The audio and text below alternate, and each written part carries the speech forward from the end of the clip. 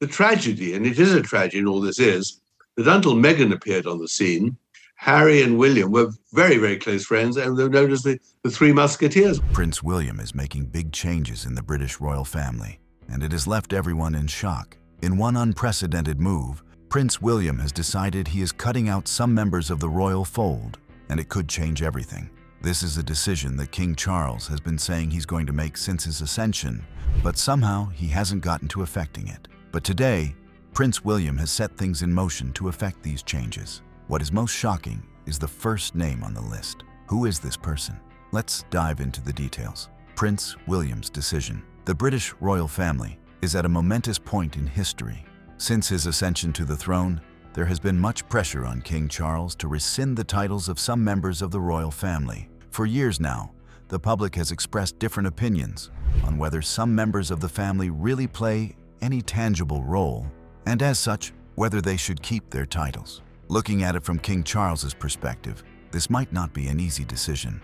Beyond the royal empire, these are members of his family. As such, these decisions can't be made lightly. But his heir, Prince William, is taking a decisive step that has surprised many. He has made a list of people that he plans to revoke their titles once he becomes the king. Tim Bauer has now shared some of the names on the list and shared a new perspective on what it will mean for the future of the royal family. It is worse than you could have imagined. Today we unpack how this happened and who pushed for it. For centuries, the British monarchy has survived storms that would have sunk lesser institutions. But in recent years, those storms seem to come faster and hit harder. Scandal, illness, and shifting public opinion have left the crown walking a tightrope between tradition and modern scrutiny. The late Queen Elizabeth II's passing left a void that no ceremony could completely fill. And while King Charles stepped in with a message of stability, even he hasn't been immune to the tremors. Polls show a gradual decline in public affection. The numbers aren't catastrophic, but they reveal fatigue. People are quietly questioning what the monarchy still stands for in a changing Britain. Yet, looking back at history, these moments of crisis have always been the monarchy's strange source of strength. Every scandal becomes a lesson in survival. From the abdication to Princess Diana's tragedy, the institution has managed to reshape itself without ever really changing. Still, the challenge today runs deeper than sentiment. With a new heir stepping into visibility and advisors scrambling to keep pace with social media's unforgiving lens, the question isn't whether the monarchy can endure. It is whether it can evolve fast enough to stay relevant. One of the first people on his list is Prince Harry and Meghan Markle. When Prince Harry and Meghan Markle stepped away from royal duties in 2020, many believed it was the start of a new chapter, one where the couple could define their own path, free from palace constraints and the relentless scrutiny of the British press. For a while, the world was on their side. Their interviews spoke of pain, control, and the desire for independence. They framed themselves as victims of an outdated institution and the harsh tabloid culture that had haunted Harry since his mother's death. But sympathy, especially in the modern media age, doesn't last forever. Over time, their story began to sound repetitive, their grievances too often retold. Each new revelation felt less like truth-telling and more like performance. The public that once rooted for their freedom began to question their credibility. Were they healing, or were they monetizing their trauma? The line blurred, and with every appearance, the couple's image began to waver. Their projects, meant to cement their global brand, instead exposed the cracks. The Netflix documentary, initially anticipated as a powerful insight into royal life, was criticized for rehashing familiar narratives. The Spotify deal, once valued in the millions, ended abruptly after lackluster engagement and creative differences. Meghan's podcast, Archetypes, promised depth, but was dismissed by some critics as overly curated and lacking authenticity. Even her new lifestyle brand, With Love Meghan, failed to gain traction. Online metrics told a clear story. There has been declining interest, poor sales, and fading public enthusiasm. But it seems as though people were careful not to sound too blunt over the topic. This is why what Tom Bauer says hits particularly hard. No one expected it. Tom Bauer bluntly put it this way: no one wants to buy her stuff. Their public image wasn't helped by repeated missteps. There was the infamous sand moment, an image of Meghan Markle posing barefoot on a California beach that drew mockery online for seeming staged and disconnected from reality. Then came the controversy over their presence at disaster sites, where critics accused them of being disaster tourists, turning tragedy into a backdrop for their brand.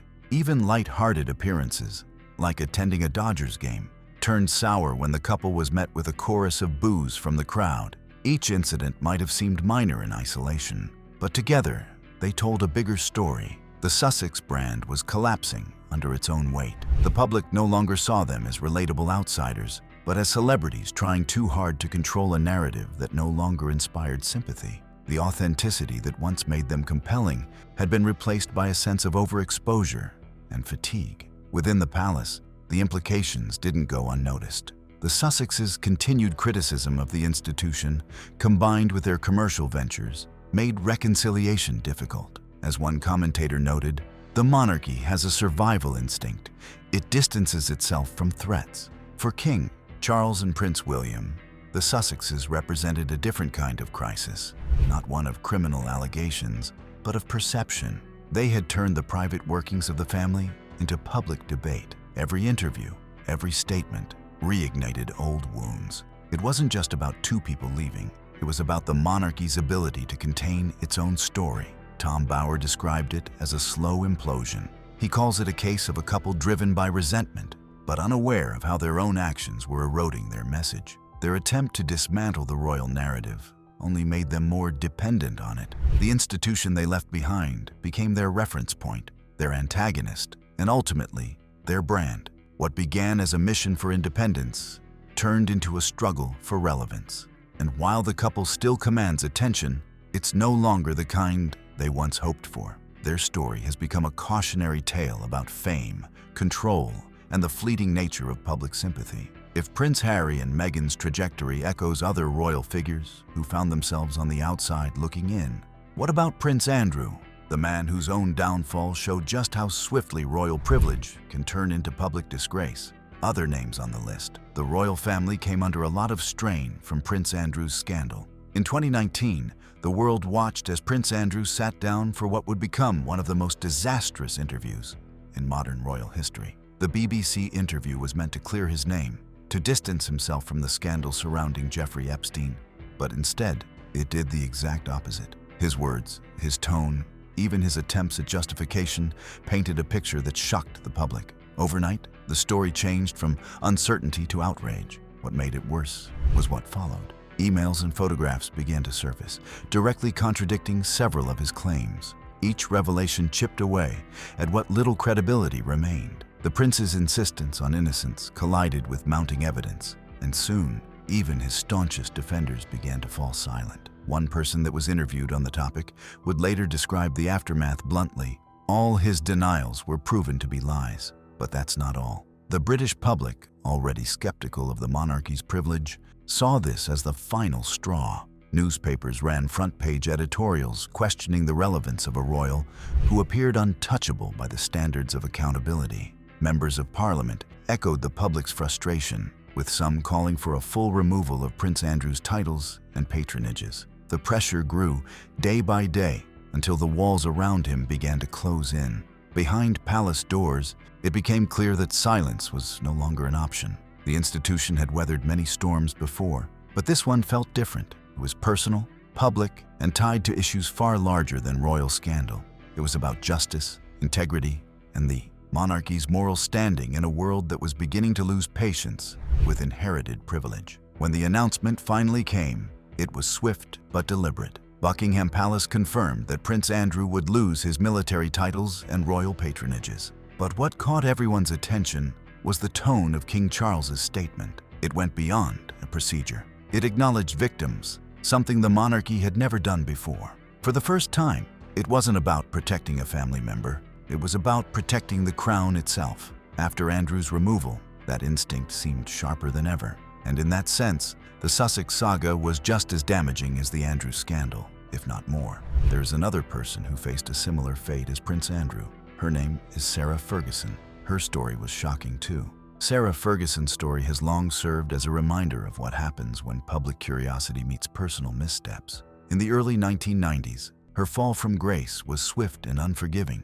Once celebrated as the fun-loving Duchess of York, she became tabloid fodder after a string of scandals, from leaked photos to questionable business ventures. But unlike others who faded into obscurity, Fergie, as she is sometimes called, learned to survive in the only way she could, by monetizing her own story. She reinvented herself through television appearances, reality shows, and product promotions that critics compared to QVC infomercials. Each reinvention came with scrutiny, but it also showcased her resilience. She is a woman determined to remain relevant, even if that meant becoming a symbol of royal excess and reinvention. People began to describe her as an unguided missile, unpredictable yet oddly endearing to a public fascinated by her audacity. Today, that same unpredictability still hovers around her position within the family. Despite years of controversy, she remains within the royal fold, but on conditional terms. Her continued inclusion, many believe,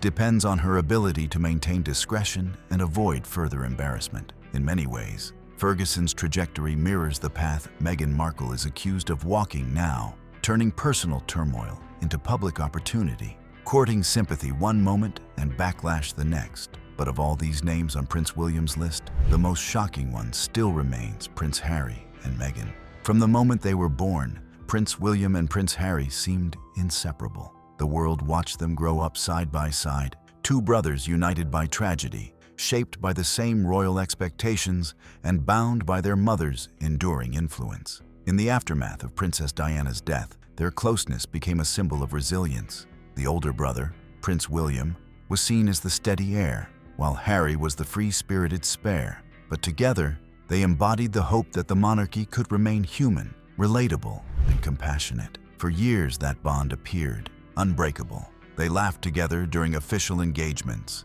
shared inside jokes at public events, and even joined forces in charitable projects like Heads Together, the mental health initiative they launched with Catherine, Princess of Wales. People saw them as the modern face of brotherhood, balancing duty and authenticity in a way that mirrored Diana's warmth. It was this image that made the eventual fallout between them so devastating, not only for the family, but for the institution itself. The cracks reportedly began to show long before Prince Harry and Meghan's departure from royal duties. Some people who are close to the family suggest that differences in temperament, Prince William's cautious discipline as opposed to Prince Harry's emotional impulsiveness, created quiet tensions beneath the surface.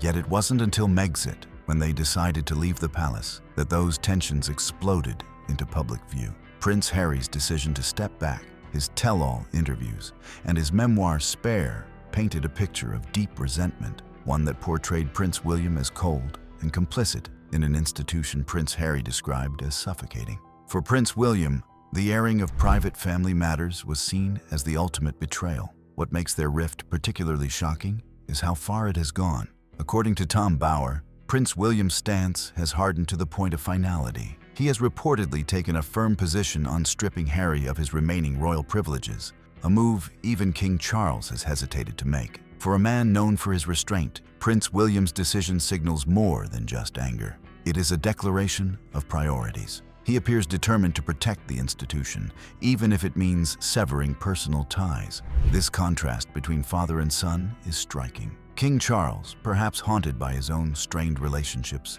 and public scrutiny, has shown flashes of compassion, a desire to reconcile, however distant. William, on the other hand, seems less sentimental. To him, the monarchy's survival depends on drawing clear boundaries between duty and defiance. In his eyes, Prince Harry's actions, the interviews, the Netflix series, the accusations weren't just personal grievances. They were direct assaults on the credibility of the crown. Still, for those who remember the two young boys walking behind their mother's coffin in 1997, the thought of such distance is heartbreaking. They once represented the future of a modern, unified monarchy. Now, they stand as symbols of its fractures. Their relationship reflects a painful truth about the royal family. Love and loyalty often bow to protocol and perception. In the end, the shock isn't just that Prince William may revoke his brother's title. It's that the little boys, who once had no one but each other, have become divided by the very system they were born to uphold. The monarchy may endure, but the cost of that endurance, the loss of brotherhood, is a tragedy history won't soon forget. What do you think of Tom Bower's analysis of Prince William's decision to revoke his brother's title, something that his father, King Charles, hasn't been able to effect so far? Do you think Prince William will actually see it through? We would love you to share your opinion in the comments section. If you enjoyed this video, make sure you like, share, and subscribe to the channel. Also, click the next video shown on your screen. You will enjoy it.